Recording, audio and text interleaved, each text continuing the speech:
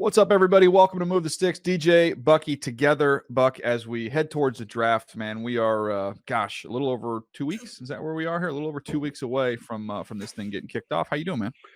Man, I'm good. It's crazy that it's 2 weeks away. Like all the stuff, it kind of goes fast because you have some teams going already reporting for off-season program. I had a chance to watch the Indianapolis Colts. Shane Steichen give his first kind of intro talk to the team, which I thought was really cool. Um, but it's on, DJ. It's so fast because once you get into the offseason, um, like the draft in 2 weeks, that kicks off 2023 in earnest because that's when the hope and the optimism about your team begins to really happen. And so it seems like we just put it to bed last season with the Super Bowl, but now we're already at it. And I'm just excited to see how some of these teams are going to take some of these theories that owners have floated about in the owners' meetings about rookie quarterback deals and building a Super Bowl team and all this, how some of these teams are going to put it in practice. Because I feel like this year more than ever, we've heard owners openly talk about the best way to build a team is with a quarterback on a cheap rookie deal. And so to me, it's fascinating that ownership is beginning to talk about that. So they've certainly had some conversations with general managers and team builders on. I think this is the way that we need to go when it comes to building a team.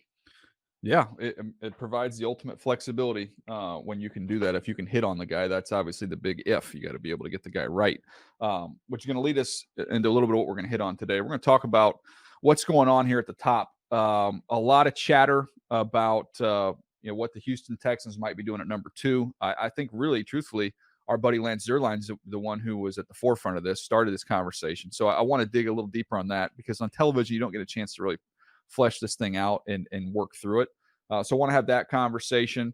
There's like a crazy scenario, wild card scenario that I want to jump into. Again, I think you always have to be prepared for everything. And we've been shocked before on draft night, like what could potentially shock us this year. Want to run through a scenario there. And then, Buck, you've written an unbelievable piece on 10 most polarizing players in the draft. We're going to touch on that as well. But I think we should start off first here, Buck, pick number 2. If we're to assume, I don't know that we have any guarantees of what the Carolina Panthers are going to do, but I feel like we've both been, and maybe I make sure I'm not putting words in your mouth here, but I feel like we've both been leaning towards Bryce being the first pick with the Carolina Panthers, that number 1 overall pick, which then puts Houston on the clock. And that's where the decision comes in, where I think we would both advocate for Stroud. And Stroud makes the most sense, up here with our heads.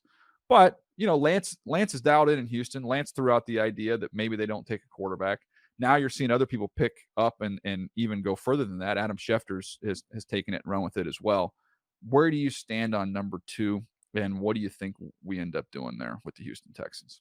First things first, I think Lance Z should get credit for putting that conversation in because no one was talking about that conversation. Nobody. Prior to last week. Lance is plugged in. He's in the Houston area. And so he deserves a tip of the cap for putting that out there and kind of trying to connect the dots because the way that Lance talked about it, he was like, look, Deshaun Watson's represented by the same guy that represents CJ Stroud. Perhaps ownership doesn't want to deal with that representation based on how their relationship fell apart at the end of Deshaun Watson's tenure. Like that is a natural thing. It's a relationship business and feelings are involved in that. But let's now talk about that. So say that's not the direction that the Houston Texans want to go when it comes to quarterback. We've talked about this a few different ways. If you don't believe that you have the quarterback there, that you want to be your franchise quarterback, you continue to build up the team until said quarterback lands in your lap or you're in a position to be able to go get it. We have seen the San Francisco 49ers, where DeMeco Ryans is coming from, build up their team over the course of time, and then they finally were able to drop quarterbacks in. First, it was build up the team. They landed Jimmy Garoppolo in a trade for a second-round pick. Jimmy Garoppolo comes, and the team immediately has a different level of success than they had with the previous guys. But part of that was due to the supporting cast that was already in place that really took their game up a notch when Jimmy Garoppolo arrived, and then they go to the Super Bowl the following year. We've seen that. We see them then try to elevate the quarterback position by going all in on Trey Lance. look, we can say maybe it didn't work out, but they continued to swing for the fences because they had the supporting cast in place, and they felt like now we're at a point where if we get the quarterback, man, we can go to the next level. And so D'Amico Ryans comes from that. He has seen it. He's also like he's armed with a 6-year contract. Same thing that I think John Lynch and Kyle Shanahan were armed with when they entered in San Francisco. And so if he's been kicking it up in Kyle Shanahan's office on, hey man, how do you build a Super Bowl team? Kyle Shanahan probably told him, take your time and build it right. And so if D'Amico Ryans comes with that kind of attitude, he may not be forced to swing at or take the first quarterback that comes across his desk. He may say, hey, man, this is a draft that could allow us to have a solid foundation. Let's get a handful of marquee players at key positions and continue to build it out. And maybe in 2024, we're in a position to get maybe another quarterback. There's a kid at USC that may come out that they'll talk about. There's a kid at North Carolina that may come out. There may be some other guys that emerge as potential franchise quarterbacks in the 2024 class. And so when you're building a team, there are a couple of different ways to go about it. And so maybe that's the conversation that they're having in Houston, as opposed to, look, we got a need. Let's fill the need and then build it out. Maybe they're taking a different look at how they can build a championship roster.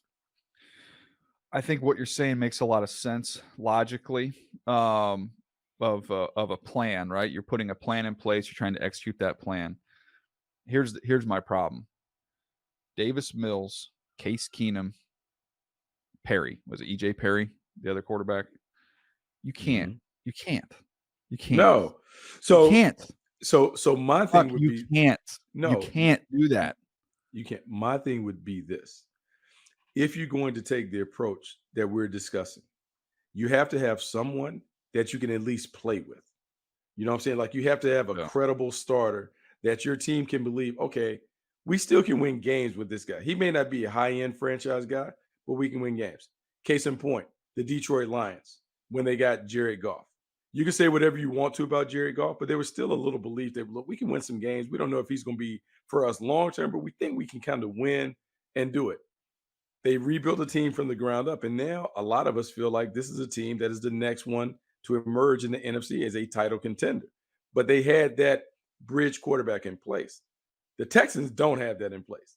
They Mhm. don't have a quarterback that can get them to the winner circle in games that are competitive and tight with a roster that's developing. And so, if this is their plan, I would say in the offseason, they probably should have taken a different view and a different approach to quarterback to put him in a position, we don't have to go for a quarterback. They could have signed Baker Mayfield on the cheap. I'm just saying, Yeah. if that was the plan, sign somebody on the cheap temporarily until you can get your team going. But what they currently have, you're kind of forced to take a quarterback because none of those guys are credible starters. So here's where I come down on it. This is my take from the outside in, and this is talking to buddies around the league, not coming directly from Houston, but everybody has relationships, right? So here's where the people in the league feel like this is at with Houston. They feel like there's consensus in that building for Bryce Young. If Bryce Young's there, turning the card, high fives around, everybody's Mhm. excited, everybody's on board. It feels like after that, there's different camps, right? There's some that are CJ Stroud fans, others aren't necessarily as high on him. If there's some, might be even some support for some of the other quarterbacks in this draft class.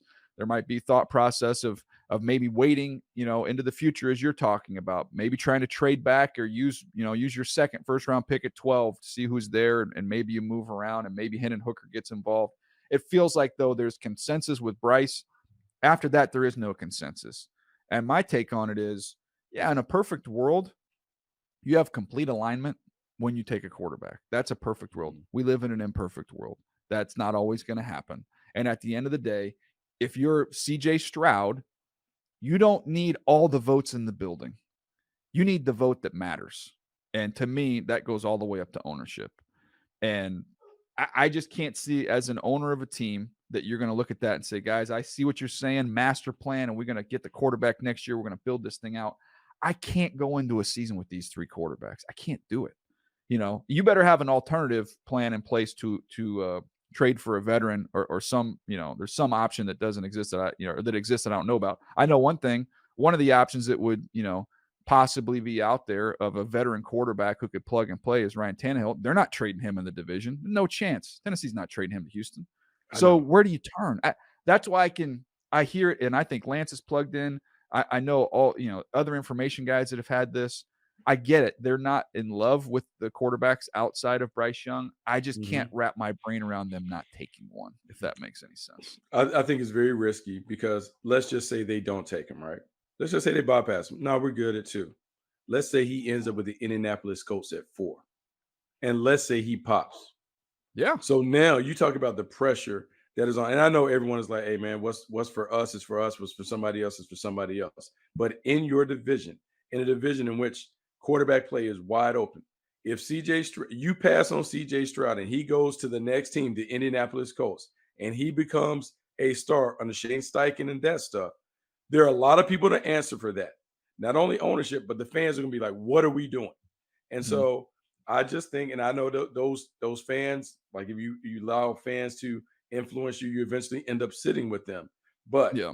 that is a big thing. If you bypass that swing and miss, and you patiently wait, and you never get that quarterback while CJ Stroud is in your division Whew. flourishing, man, that's a tough one. I mean, that is a tough one. I'm not saying you get him to keep him from going elsewhere, but man, that is a tough one if you bypass on him and go, think about Chicago and how much flack Chicago got for passing on Deshaun Watson and Patrick Mahomes in lieu Mhm. of Mitchell Trubisky. I'm I'm just saying that's a lot. That's a lot to deal with when you make those decisions. The last time that we talked about the star-studded quarterbacks in the next draft and holding your water and waiting for them and not jumping the gun was when we had Sam Darnold and Josh Rosen, who had been on, kind of the belle of the ball during their early college careers. And I was one of the ones singing the song. I was leading the choir on that one, Buck. So I gotta take that. Mhm. Um, but in that draft, it ended up producing, Deshaun Watson and Patrick Mahomes. While you're Yeah. looking into the future, you had stud quarterbacks sitting right there for you to take. So while there's risk in taking these guys, I would argue, especially the way you eloquently put it, with the team inside the division backstopping you, picking right behind you, I would argue the risk is even greater to pass on one. The That's just the where I am. risk. When it comes to Stroud at 2, that's to me. We can get into Levis and Richardson and the See, because now I you're yeah, talking about risk yeah, and that's reward. that's Stroud, I don't that's feel like that. see, that's different. That's different because I believe we have looked at all of the quarterbacks and we've said there's those 2, and then there's a separation in the other guys. And Yeah. whatever the separation may be between one Bryce Young and CJ Stroud, whatever that is, or whatever, but they're closer in nature. If we were in the draft room and we have these lines of demarcation, those guys will be above the line when it comes to these guys can start and these guys should be able to start in their first year. I So don't know so if we let can so, so confidently say the other ones. so let me ask you this, because we've been in the room when this has happened. To me, like I have Bryce Young, you have Mhm, CJ Stroud. But if I'm in the draft room where I have it stacked that way, and mhm. I'm sitting in there and we turn in the card for CJ Stroud, you know what? I'm like, okay, cool. No, I like CJ Stroud. I get it. Yeah, I like, maybe I like Bryce a little bit more, but like I'm still high-fiving everybody in the room and I'm excited. And I feel like you'd be the same way if it flipped. But like for to me, sure. like, I'm okay with either one. Like, I can't, like, if Carolina took CJ Stroud, I'd be like, okay, I like Bryce better. I probably would go Bryce, but I get it. I can understand that. I can make that case and I'm good with it. I can go either way. Like, so here's the thing, and like this is unfortunately the thing sometimes about like what we do in TV and stuff like that. Like in TV, there's always a hero and a villain. And so either you're Yeah. one or the other. There's not a place for like two. It's not a place for Batman and Robin. Like it's not a place Yeah. for two heroes like, hey, look, I like both guys, but if you ask me to pick, I would go this way. It doesn't mean I don't like Bryce Young. It just means like, oh, if you ask me preference just in terms of like that, oh, okay, I would go CJ over Bryce. But if you told me I get an opportunity to have one of these guys versus the field, I'm taking one of these guys. If we're Yeah. saying like, hey, this you can pick from this bucket, and this bucket is Bryce Young and CJ Stroud, and that bucket is everybody else in the draft. Well, I'm picking from that the first bucket Yeah. because Yeah. I feel like I can win with each of those guys, and each of them bring their own strengths and weaknesses. But I would feel like I can build a team around what they do well, and we will win at a high level. The other guys, to me, have more uncertainty and risk when it comes to it. Um, and so if you're the Texans and you're sitting there at 2, a lot of it falls to what are your scouts saying about these guys? How's the scouting team feel about number 1 and number 2? And we're saying in this scenario, CJ Stroud is number 2. Well, what do the scouts feel about that? Then Yeah. next goes, well, what do the coaches feel like about CJ Stroud? They don't feel confident in his ability to do the stuff that they're asking him to do. He's not a fit in terms of what we're doing. Well, then that's one thing. But when you make those decisions also come with consequences if Mhm. it goes awry. And so that's what you're setting yourself up for when you make a big decision. Now, years ago, I'll say this is the same franchise that opted for Mario Williams over Reggie Bush. Yeah. And at the time, I remember getting the phone call being like, that is the craziest thing Oh, I've we were ever heard. shocked. We were shocked. We were shocked in Baltimore. But Buck, this is a quarterback. Like this It is to me, is like that it is was different. shocking. This is This different. This this is a this quarterback. this You don't this have is one.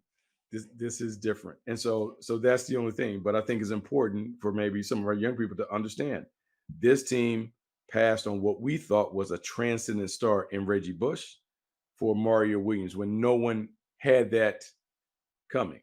And Yeah. I mean Vince Young, whoever else they passed in that draft. So there's a little precedent, but not a quarter, but there's a little precedent. Quarterback. Yeah. No, and I would say though, look, different owner, right? That was his dad. Bob McNair Hmm. was the owner. Obviously different GM, different head coach, different time, different position. But that is you're going to lead me beautifully to this next conversation because that was one of the all-time stunners. That came out the night before the draft. All of our scouts were in Baltimore at the time. By the way, my man's ears were burning because he knew we were talking nice about him. He just knew it, Buck. Look at my screen here. Yeah, He knew it. He's he knew we watch. were talking about it. Lance is calling me. So Zerline's calling me as we're talking right now. So he knew we were talking nice about him. So there's always shocks. We were all as a staff in Baltimore, and somebody on the hall said, "Oh my gosh, the Texans are going to take Mario Williams," and we were in shock. Like, really? Reggie Bush was long assumed to be the first guy. Shows you how where we've come in a league, by the way, in terms of the running back Running position. backs. I mean, how We were about that? shocked that the running back didn't go number one at that point in time. Now we're trying to make a case for a guy who we all agree is one of the best players in the draft. We're trying to make a case that somebody should take him in the middle of the late first round. So it's a little different world we live in. But you get me to this next point, which is there's surprises that happen every year in the draft. The Bears being one of them with Trubisky. That was a surprise. I go back to Blake Bortles going all the way up where he went at that time with the Jags. That was a shocker.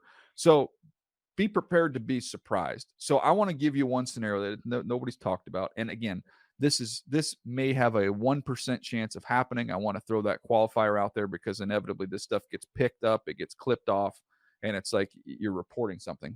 Nothing. This is based off nothing other than pure chaos. And I want to present you with a scenario, and you tell me if it's the craziest idea you've ever heard. You ready? What you got? Chicago Bears traded down. We lobbied for it here on this podcast. We said they should go down to Carolina. We talked about the different options they might have. We talked about 4. We talked about potentially 7. We talked about 5. And said, look, they need as many players as they can get. Go all the way down to 9. Carolina's going to be highly motivated. You'll get a haul. They absolutely got a haul. They got DJ Moore, a couple first-round picks, I believe a couple second-round picks. They loaded up. So they got the war chest of picks. So, and at the time when they were picking one, we were having the discussion, did they stick with Justin Fields? Did they reset the quarterback clock? We said, okay, I think we both were on the same page. Stick with Justin. You know, it to me, maybe not as much conviction up there to take one of these quarterbacks. Bryce Young wasn't a great fit. Chicago, weather, wind, all that stuff, not a great fit for a smaller quarterback. But now they're picking at 9. There's a scenario that exists out there where you look at a guy like Anthony Richardson. He could be there with the 9th pick.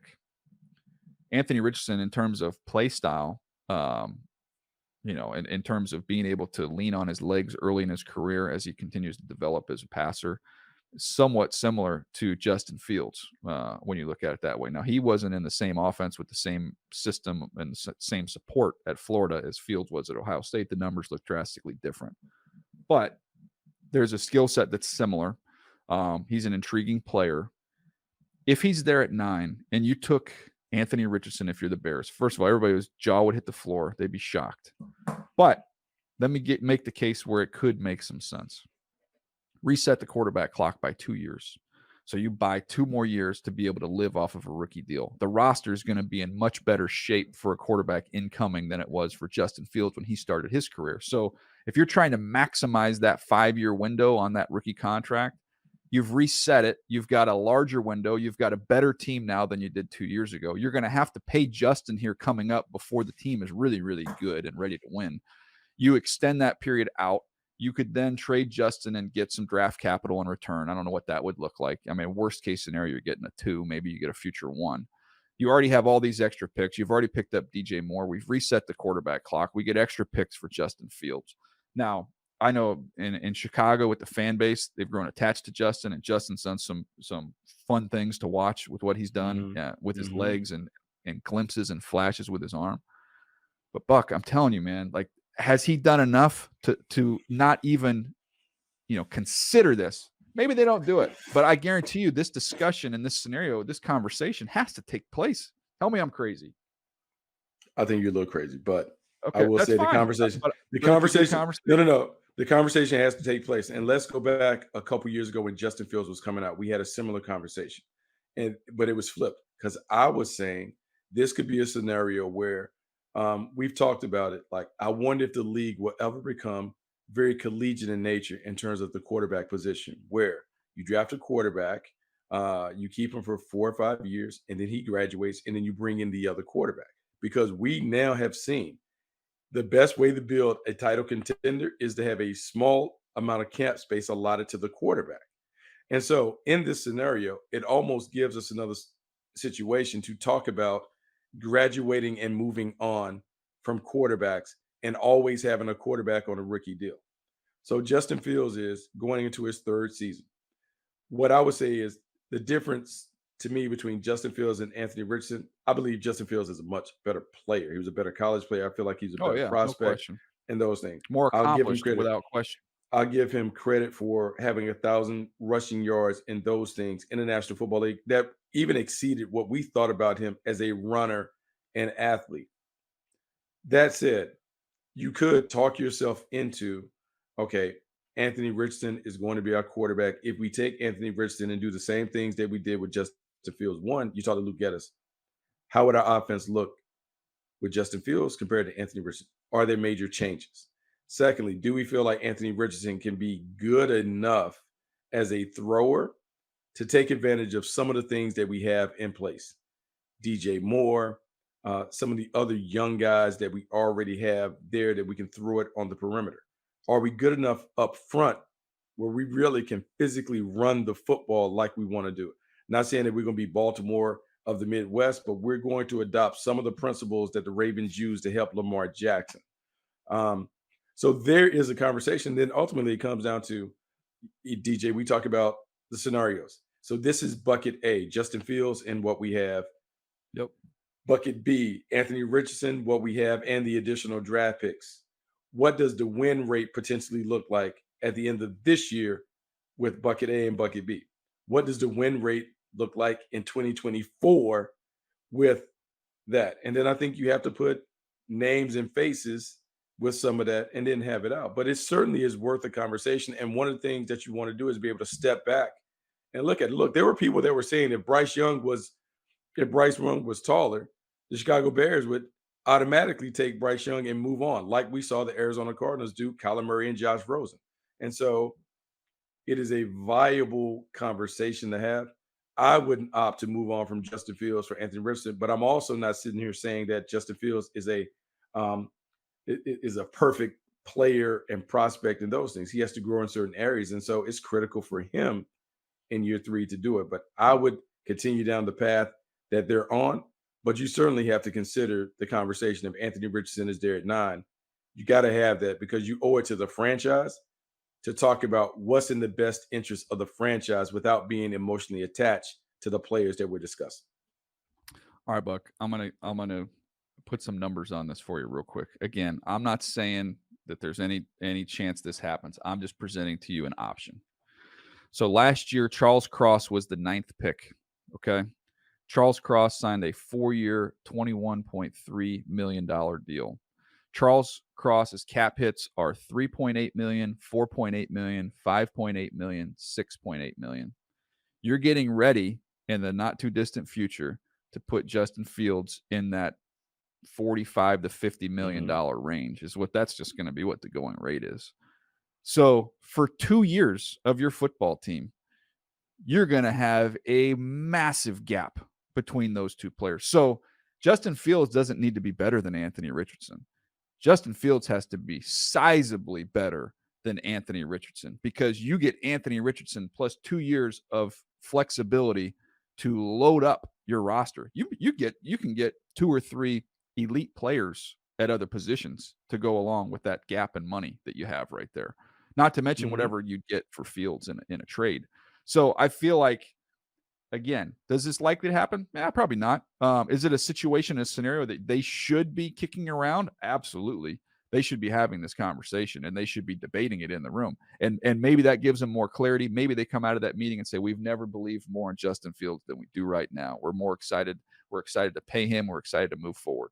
Maybe they come out of that room, Buck, and go, hold on now. Wait a second. Mhm. Look at this option of what we can have here. If this falls this way, this is a different it's a different conversation, man. That's all I'm getting at. And maybe he's not there. Maybe all this doesn't even matter. Maybe he's not there when they pick. But it's a scenario that's I'm more fascinating to me. inclined DJ, I'm more inclined to believe that he's there. Yeah. I'm more inclined to believe that Yeah. he is going to be there. I'm not convinced that he's going to be taken in the top 10. I know it's fun for us to speculate. Like I know it's fun on the bright lights to talk about these things because everyone gets excited about quarterbacks. I know it's fun to talk about these things when it comes to mock drafts. I think it's different when it's time to pull the trigger and make a decision. Yeah. And so when we're talking about this at 9, this is a conversation where Ryan Poles and Matt Eberflus have to make a real decision on how they want to build it. They have to bring in ownership and talk about here's what we're thinking and here's why we're saying it could be in the best interest of the team if we elect to go this route. The issue that ownership could have with this scenario is they're going to look at the division. And if you look at the division appears to be wide open because you have Mhm. Aaron Rodgers out of the Packers, so Jordan Love takes over. You wonder what they're going to look like. You have the Detroit Lions on the come, but no one knows what that's going to look like. And then the Minnesota Vikings appear to be coming back to the pack based on the mass exodus that they've had. And the The Kirk only Cousins, the Kirk Cousins, run is getting ready to come to a close there right. sooner than So later.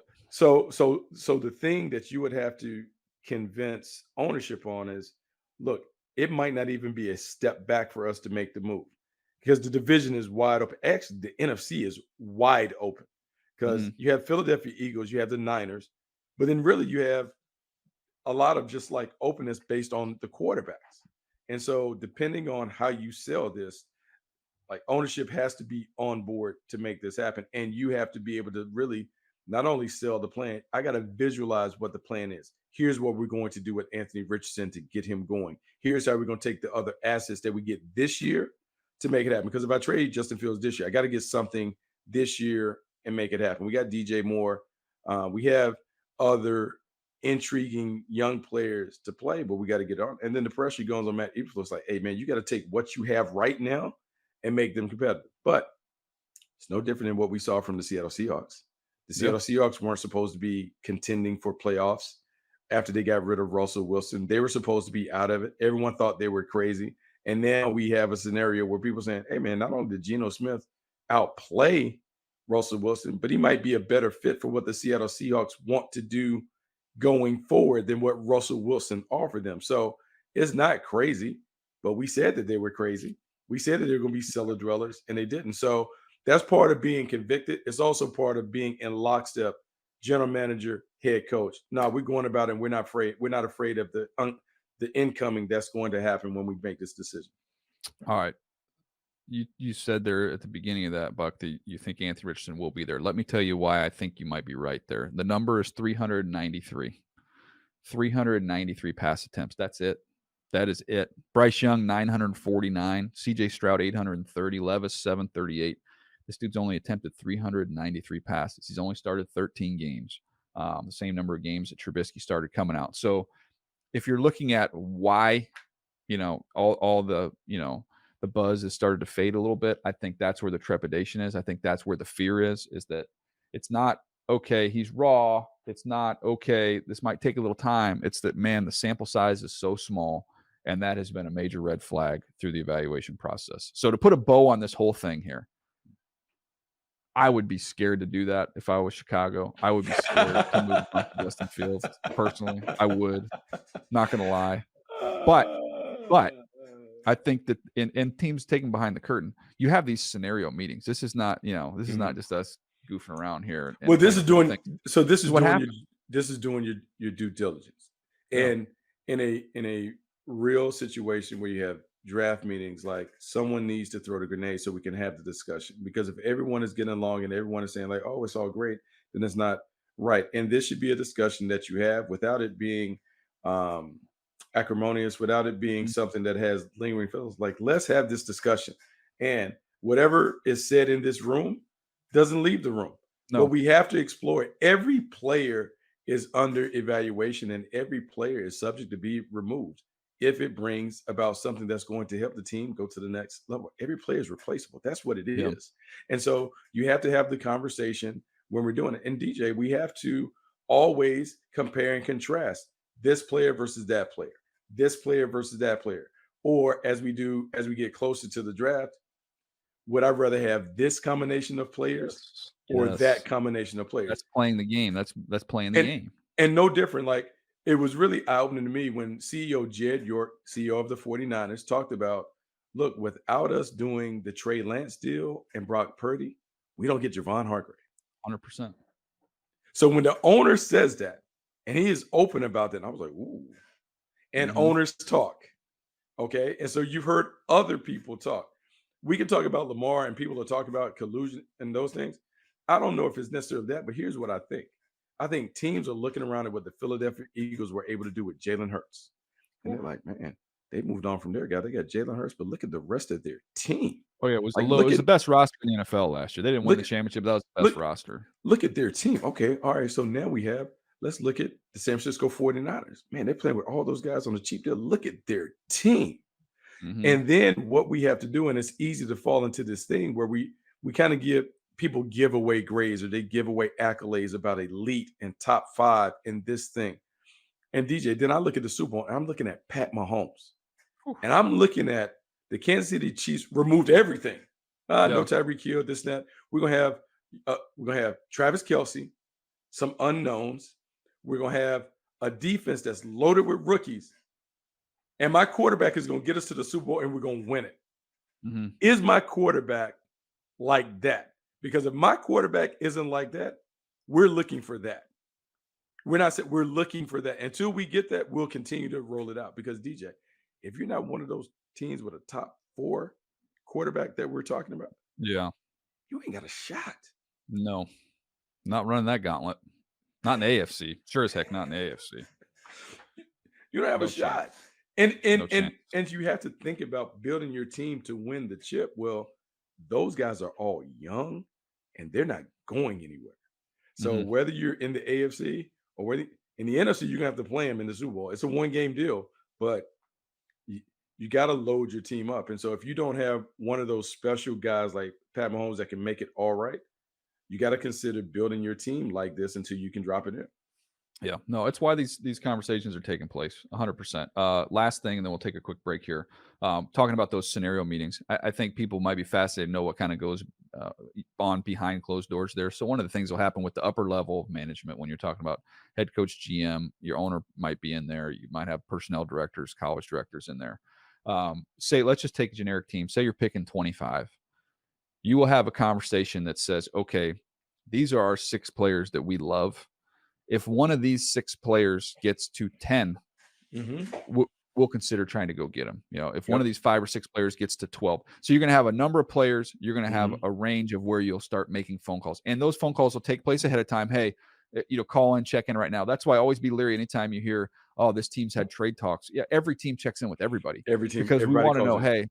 hey, if our guy's there and your guy and you're not happy with who's there, we'd be interested in moving up if one of our guys is there, and this is kind of what this could look like. Let's try and talk that out a little bit. At least whether hey, thumbs up, thumbs down.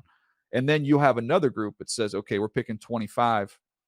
If one of these, let's say one of these 10 players gets to 20, okay, Mhm. we'd be willing to move up just a little bit for these, the first 6 guys will go aggressive. Maybe Mhm. those next 4 guys, we'd be willing to move up a little bit. And then we might say, okay, we're picking 25. We only have 18 players that we really, really like. So if Yep. all 18 of those are gone, we're We're trying to get out. we're getting out of there. And Yeah. So so those are the conversations that are taking place. those other conversations taking place. And so more behind the scenes stuff when it comes to those phone calls. DJ, you're calling all the time. The week leading up to the draft, that's what everyone is doing, fielding phone calls. Hey man, are you married to picking at 8? Yeah. Would you be willing to get up? Okay, cool. We just want to Yeah. have the initial conversation. We're not even talking about terms and conditions and how much it is. Mhm. Would you just be entertained the thought? Some people are like, no, we're good. Yeah. We have enough on our board. We're good. We're Or gonna you're be too straight. far. That's you know what? You guys are too far. We're not dropping back that far. Yeah. Like so you have that, and you're like, okay, cool. And you just keep working down the list. Be like, okay, look, we have a home maybe at 11. Mhm. Tennessee might be, we can probably get to 11. Yeah. Okay, we can get to 13. All right, so you're trying to figure out the range and you're trying to weigh where can we get to with the top players that are on your board. Yep. And you're playing those scenarios. And so a lot of this stuff, when people talk about mock drafting, that's what we're doing when we're mock drafting in the room. It's not just playing that is okay, who could be available? Okay, now that we did that, you know what? Maybe this guy is going to be there. Like I know we have him ranked here, but we're looking at who needs what, and we play these scenarios. Hey man, it might be this pass rusher, this cornerback, this receiver. Who Yeah. do we like the best? So are we cool with any of these guys that are on the board? Because then that also determines our strategy. And you know what? We like all three of these guys. Well, they're gonna be Mhm. there. So maybe we can fall back and somebody will be there for us to pick. All right, Buck, you got an outstanding article out. It's the 10 most polarizing draft prospects. They're not in any particular order, but some interesting names. I feel like we've talked about the quarterbacks a little bit. You've got Richardson and Levis on that list. Some other guys that I find I'm with you in terms of being really fascinating studies. I want to get to the corner here in Keely Ringo from Georgia, Mhm. and why you have him on this list, and what you think draft day looks like for him. You know, Keely Ringo is really interesting because he's one of the best athletes that you'll find. Straight line athlete, incredible track history and numbers in his background. So he's a world class athlete. That said, his athleticism hasn't meshed with technique to make him the player that he could be. And so, depending on where you're at and how you play, you may have a different viewpoint on Ringo in terms of his potential, his immediate potential as a player. If you're a team like the Seattle Seahawks that kind of allow their athletes to play like athletes on the perimeter, you're gonna bump and run, you're gonna straight line run, cool, it works. But if you're a team that has a little more nuance to your coverage, you play off, you backpedal, you want him to do some different things, he might not be a fit. So his polarization comes from his style of play, where he is in his developmental process, and how soon you need him to be ready to play and ready to play at a high level.